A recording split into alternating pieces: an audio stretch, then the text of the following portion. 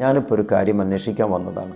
നിനക്ക് താല്പര്യമുണ്ടെങ്കിൽ ആ ചാഞ്ഞു കിടക്കുന്ന ഈത്തപ്പന ഉണ്ടല്ലോ, അതെനിക്ക് വിൽക്കണം.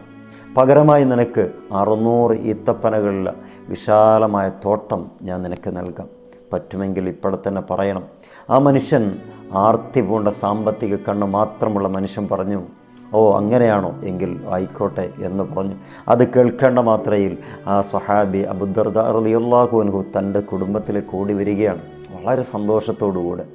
ആ സമയത്ത് അവിടെയുള്ള കുടുംബം ചെയ്യുന്നത്, ആ 600ഓളം വരുന്ന ഈത്തപ്പനകൾക്കിടയിലൂടെ നടക്കുകയാണ്.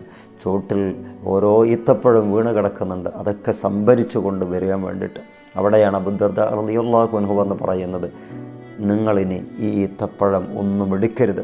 ഞാൻ മറ്റൊരാൾക്ക് ഇത് കച്ചവടമാക്കി കഴിഞ്ഞിട്ടുണ്ട്, അതുകൊണ്ട് ഇത് നമുക്ക് അന്യമാണ്. അത് കേട്ട മാത്രയിൽ എല്ലാവരും തോട്ടത്തിന് പുറത്തേക്ക് വന്നു. ഭാര്യ ചോദിച്ചു,